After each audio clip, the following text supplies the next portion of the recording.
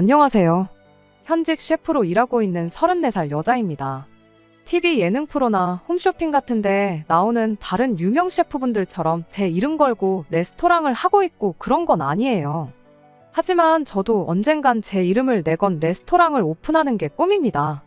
원래는 서울에 있는 유명 호텔에서 일을 했었고, 현재는 아는 지인이 가게를 내면서 호텔 일을 그만두고 경기도 외곽 북한강 근처에서 뷰 맛집이자 음식 맛집으로 유명한 레스토랑에서 월급 받으며 일하고 있어요.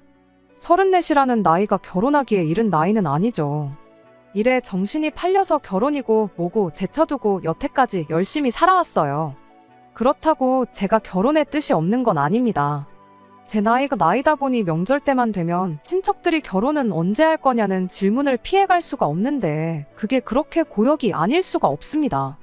저도 괜찮은 사람만 나타나면 결혼을 할 생각이 있었어요. 그런데 일이 너무 바쁘다 보니 사람을 만날 기회가 흔하지 않았죠. 더군다나 제가 주 5일 근무를 하고 있기는 하지만 바쁜 주말의 경우는 교대 근무를 하고 있는지라 주말에 쉬는 날이 한 달에 2번 정도밖에 안 되거든요. 그렇다 보니 안 그래도 모자란 시간이 더더욱 모자란 상황이었지요. 일이 바쁘다고 해서 결혼을 아예 손을 놓고 있던 건 아니었어요. 가족들한테는 모르게 해서 틈틈이 중간중간 연애를 하고 있기도 했었죠. 그중에 결혼 이야기까지 나올 정도로 깊게 만난 사람은 없었는데 하나같이 말하는 게 주말에 시간 맞추기가 너무 어려운 게 힘들다는 의견이 많았습니다. 특히나 직장을 서울에 있는 호텔에서 경기도 외곽 쪽으로 옮기게 되면서 애써 맞추던 시간마저도 더 맞추기 힘들어진 상황이었어요. 그렇다고 제가 밥 벌어먹고 사는 일이 이건데 결혼 하나 하자고 해서 여태껏 쌓아온 경력도 다 포기해버리는 게 맞는 건가 싶었어요. 언젠간 제 이름으로 레스토랑을 오픈하고 그때부터는 저도 당연히 일을 하겠지만 월급 셰프도 고용하게 될 테니 그때 되면 아무런 문제가 없을 거다 하고 긍정적으로 생각해보려 했지만 솔직히 꿈만 같은 이야기지 당장은 이루어지지도 않을 현실성 없는 망상에 불과했습니다. 10년 일하면서 모아놓은 돈은 꽤나 많은 편이지만 제 이름으로 가게 오픈하기엔 터무니없이 부족한 돈이었거든요. 그냥 한 해 한 해 한 명씩 제 주변 친구들부터 예전부터 같이 일해오던 사람들 결혼하는 거 구경이나 다니면서 추기하고 그렇게 결혼은 저랑 인연이 없는 건가 하는 생각만 갖고 살았네요. 그러다 작년 겨울 어쩌다 보니 인연이 다 남자친구가 생기게 되었습니다. 그때 당시에는 드라마에서나 나올 법한 운명적인 상대가 나타났다 생각했었죠. 그런데 하필 그 드라마 장르가 하고 많은 드라마 중에 막장 드라마일 거라고는 그때는 상상조차 하지 못했네요. 남자친구의 나이는 37이었고 해 바뀌면 38에 곧 40을 앞두고 있었다 보니 연애 시작하면서부터 서로 결혼을 어느 정도 염두에 두고 있었던 것 같아요. 그 덕에 연애 시작과 동시에 서로의 결혼관에 대해서 이야기를 나누는 사이까지 금세 발전하게 되었습니다. 조건만 따져본다면 처음엔 이 사람이 왜 여태껏 결혼을 못했나 하는 생각이 들 때가 많았습니다. 저야 주말에도 일 때문에 시간 내기가 힘들어 연애할 시간이 부족했었다는 변명거리가 있었지만 남자친구의 경우는 저처럼 주말에 출근할 걱정 없는 안정적인 공기업을 다니고 있는 사람이었거든요. 연봉도 나쁘지 않고 외모만 두고 보더라도 어디 빠지는 점이 있는 사람이 아니었어요. 대출이 조금 남아있다고 하기는 했지만 자가로 집도 보유하고 있었고요. 성격도 굉장히 좋았습니다. 그동안 저와 연애했던 사람들이 하나같이 입을 모아 말했던 게 제 스케줄 문제였는데 남자친구는 그런 제 사정 또한 전부 다 이해해주는 사람이었어요. 그 먼 길 마다하지 않고 제 체력 생각해준다고 데이트도 제가 사는 곳 근처에서만 했었고요. 남자친구 집까지 차로 못해도 1시간은 걸리는 거리를 일주일에 2~3번씩 와주면서 불만 한마디 말한 적이 없는 사람인데 당연히 고맙지 않을 수가 없었지요. 그 덕에 저도 이 결혼에 대해 어느 정도 확신을 갖게 되었습니다. 연애 시작하자마자 결혼 이야기를 꺼냈던 게 너무 성급했던 게 아닐까 하던 시기도 있었는데 그 시기는 생각보다 금방 지나갔고 언젠가부터는 저도 이제 곧 결혼하겠구나 하는 생각을 갖게 되었습니다. 그런데 결혼 이야기가 어느 정도 진행되면서 이 사람이 왜 여태껏 결혼을 못했는지 그 이유를 알게 되었습니다. 뭐 말할 것도 없지요. 결혼이 일륜지 대사라고들 하잖아요. 둘만 서로 좋다고 이 결혼을 하기에 남자친구의 가족들이 그 누구도 감당할 수 없는 사람이라는 걸 알게 되었거든요. 처음 예비 시어머니를 만나게 되었을 때까지는 예비 시댁이 그런 사람들이라는 낌새조차 눈치를 채지 못했습니다. 어쨌든 저도 서비스직에 몸담고 있는 사람이다 보니 소위들 말하는 여러 진상들을 많이 봐왔어요. 그래서 제가 나름 사람 보는 안목이 있다고 생각했는데 처음 만난 예비 시어머니는 그냥 평범하게 좋은 사람처럼 보였거든요. 제 직업이 셰프라는 이야기를 듣고는 우리 아들 결혼하면 만난 거 많이 먹겠구나 하면서 좋아하셨었죠. 아무래도 아들 나이가 나이다 보니 길게 볼 거 뭐 있냐며 하루빨리 결혼 날짜부터 잡으라는 식으로 보챘던 걸 제외하면 별다른 이상한 점이 없는 평범한 사람이었어요. 그런데 그 평범한 예비 시어머니 옆에 예비 신우라는 존재가 함께하게 되니 그 시너지가 이루 말할 수 없을 정도로 커지더라고요. 예비 신우를 처음 만나게 된 건 양가 상견례 자리였습니다. 양가 상견례도 별 문제 없이 마쳤어요. 저희 부모님 모셔다 드리고 저도 집에 가려는데 예비 신우가 저를 붙잡더군요. 처음 만났는데 인사라도 제대로 나눠야지 않겠냐면서 저랑 남자친구 예비씨 부모님 같이 해서 이야기 좀 하다 들어가라고 하면서 말이지요. 그날 자리가 양가 상견례 자리였다 보니 예비 신우가 그 자리에서 발언의 기회가 많지는 않았어요. 동생 와이프의 자기 옳게 될 사람인데 저를 궁금해하는 건 당연하다 싶었지요. 하지만 저도 곧바로 출근을 해야 하는 상황이었다 보니 나중에 자리를 따로 만들면 어떻겠냐고 대답했지요. 레스토랑에는 상견례가 있어서 출근이 조금 늦을 수도 있다고 양해를 구해놓았던 상황이긴 하지만 예비 신우랑 따로 자리를 만들면 못해도 2-3시간은 더 지체될 게 뻔했으니 이해 좀 해달라고 했죠. 그런데 평범하게 좋은 분이라고 생각했던 예비 시어머니가 제 어깨를 손바닥으로 한 대 툭 치면서 예비 신우가 얼마나 바쁜 사람인지에 대해서 구구절절 이야기를 하더군요. 요는 오늘 이 자리를 위해 예비 신우가 바쁜 시간을 내줬는데 그냥 보내는 게 말이나 되냐면서 식당에다가 전화해서 못 간다 말하고 자리를 빛내라고 하더라고요. 제가 예민한 걸 수도 있었겠지만 제 나름대로 프라이드를 갖고 일하고 있는 레스토랑을 두고 주방이 어떻게 돌아가는지도 모르면서 메인 셰프인 제가 없어도 충분히 돌아가는 식당 취급을 하는 것부터 기분이 팍 상했습니다. 예비 신우가 바쁜 시간 내서 몸소 상견례 자리에 행차해줬다고 하는 것도 어이가 없었어요. 남자친구한테 들어서 예비 신우에 대해서는 어느 정도 이미 알고 있던 상황이었습니다. 원래는 병간호 도와주는 일을 하고 있었는데 그때 간호해주던 환자분과 인연이다 그 집 아들과 결혼을 하게 되었고 현재는 전업주부로 집에서 아이 둘 키우고 있다고 들었어요. 애 둘 키우는데 아이 맡겨놓고 상견례 자리까지 나오는 게 힘들기야 했겠지만 도무지 시간을 낼 수 없는 상황에 어떻게든 시간 내서 나왔다고 하는 말이 솔직히 저한테는 말도 안 되는 소리라는 생각밖에 들지 않았었어요. 그 와중에 남자친구가 참 못 믿어 보이기 시작했습니다. 실랑이를 길게 한 건 아니지만 제가 바로 출근해야 한다는 것도 알고 있었고 상황이 여의치 않다는 식으로 이야기를 하고 있는데도 제 편에 서서 말 한마디 해주지 못하고 있었거든요. 어떻게 좀 해달라는 제 눈빛을 애써 무시하는 건지 아니면 눈치가 없는 건지 그래도 혹시 모르니 레스토랑에 전화 한 통 해보라는 말이나 하고 있는데 앞으로 이 사람이 내 남편이 되면 자기 가족들 앞에서 저를 위해 말 한마디 제대로 해줄 수 있겠나 하는 생각이 들더군요. 하는 수 없이 결국 레스토랑에 전화를 걸게 되었습니다. 그래도 저랑 꽤 오래 알고 지낸 지인이라고 혹시 모를 상황에 대비해서 다른 셰프님한테 미리 양해를 구해놓았으니 주방 걱정은 할 필요가 없다고 걱정 말고 예비시댁에 눈도장 제대로 찍고 오라고 해주더라고요. 저만큼 제 결혼을 바라던 지인이었으니 그 배려심은 고맙기 그지 없었지만 차라리 안 된다고 딱 잘라 말해줬으면 싶었던 마음이 더 컸었어요. 그런데 일이 이렇게 돼버리고 나니 그렇게 해준 지인 덕에 이 결혼을 피해갈 수 있었으니 지금은 고마운 마음이 더 크네요. 아무튼 그렇게 예비신우와 예비시 부모님 해서 그날 자리를 또 따로 마련하게 되었습니다. 상견례하면서 식사는 했다 보니 근처에 있는 조용하고 분위기 좋은 카페로 향했죠. 대화를 나누면서 더더욱이 이 자리가 굳이 필요했었나 하는 느낌을 지울 수가 없었습니다. 예비 신우가 물어보는 질문들은 뻔하디 뻔한 질문들밖에 없었거든요. 가족관계는 어떻게 되냐? 레스토랑에서 일하면 돈은 얼마나 버느냐 하는 제 개인적인 부분에 대한 질문들 말이에요. 이 질문들은 물론 예비 시어머니한테 처음 인사드릴 때 전부 다 나눴던 이야기이기도 했고요. 예비 시어머니가 대답해줘도 모자랄 거 없이 충분한 내용들을 출근해야 하는 사람 붙잡아서 하고 있으니 그저 속이 답답할 노릇이었습니다. 면접 보는 것도 아닌데 예비 신우는 노트랑 펜까지 꺼내서 제가 하는 말들을 적어놓고 있는데 그것도 솔직히 기분이 너무 나빴어요. 그러다 예비 신우가 꺼낸 질문에 상견례 잘 마치자마자 3시간도 안 돼서 결혼 전부터 시짜짓 하려는 집구석에 파혼 선언하고 결혼 뒤집어 엎어버리고 나오게 되었습니다.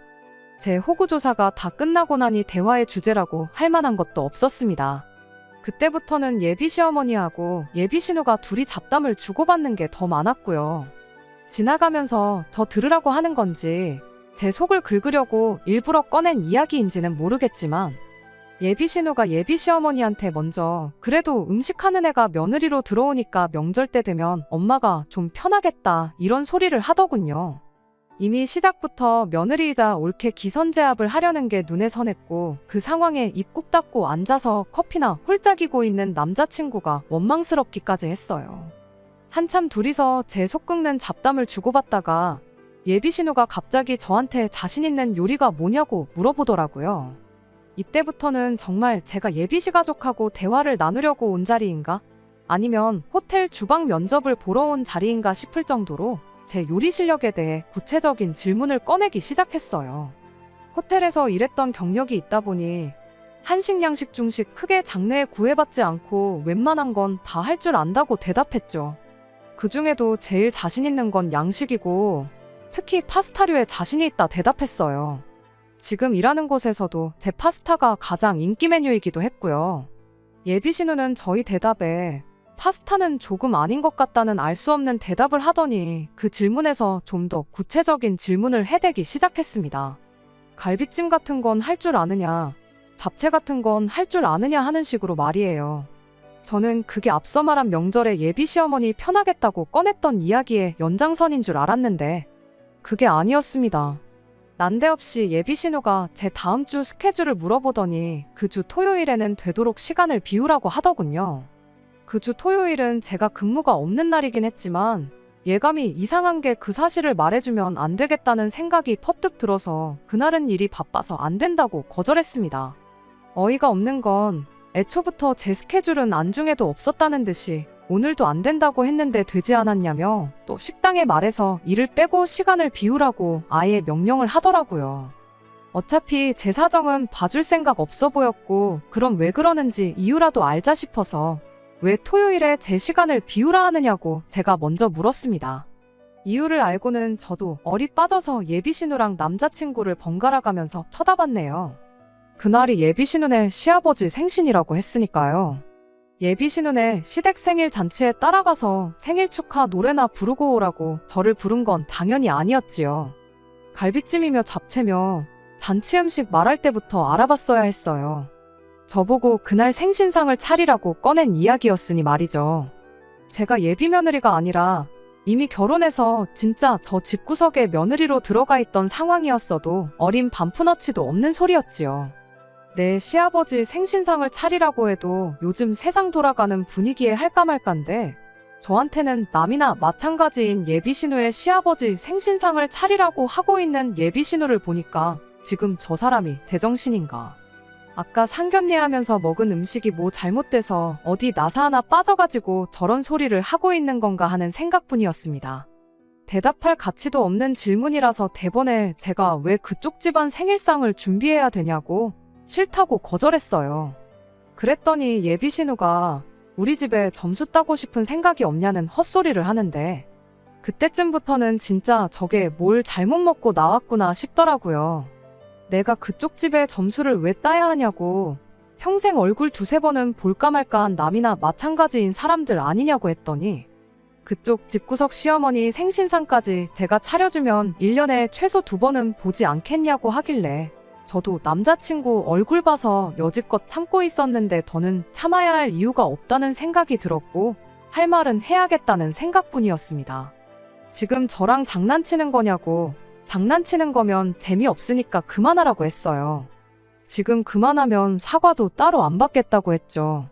예비 시어머니는 네 형님 될 사람인데 말투가 그게 뭐냐고 대번에 제 말투부터 지적을 하길래 예비 시어머니한테도 한마디 했습니다.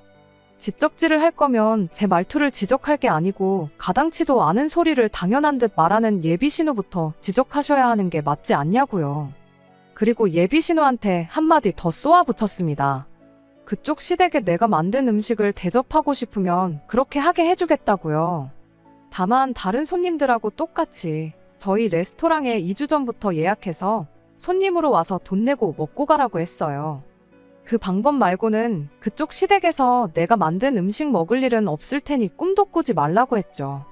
여태껏 가만히 커피만 쪽쪽 마시고 있던 남자친구는 제가 화를 내니 그제서야 눈치를 보기 시작하는데, 그것도 제 눈치를 보는 게 아니라 여태껏 짧은 시간이나마 헛소리를 쏟아내던 지 누나랑 제 말투 지적했다가 본전도 못 찾고 부들거리고 있는 자기 엄마 눈치를 보고 있었네요. 아마 이미 이때부터 결혼은 물 건너갔구나 하는 걸 본능적으로 예감했던 것 같았고, 저도 더는 미련두지 않고 제 할 말은 해야겠다는 생각이 들었습니다. 예비 시어머니는 또 제 말투를 가지고 지적을 하더니 식당일이나 하는 주제에 내 아들하고 결혼할 수 있게 허락해준다고 했으면 고마운 줄 알아야지. 저 하는 꼬라지 좀 보라면서 성질이 저러니까 식당일밖에 못하고 있는 거 아니겠냐고 하더군요. 돈 받고 남들 밥 차려주는 걸로 먹고 사는데 다른 사람도 아니고 예비시댁 가족들 밥 차려주라는 말이 그렇게 기분이 나빴냐면서 자꾸 제 직업을 걸고 넘어지길래 똑같이 예비신우한테도 한마디 해줬습니다. 결혼하고 전업주부 하기 전에는 아픈 사람들 돌봐주지 않았냐고요. 잘하는 일이 있는데 집에서 애나 키우면서 재능 낭비하지 말고 시골에 계신 저희 할머니가 지금 간병인이 필요한데 거기 가서 우리 할머니 좀 도와달라고요. 그러면 내가 우리 레스토랑 와서 그쪽 시부모 밥 한 끼 사 먹을 용돈 정도는 챙겨줄 테니까 그렇게 한번 해보라고요.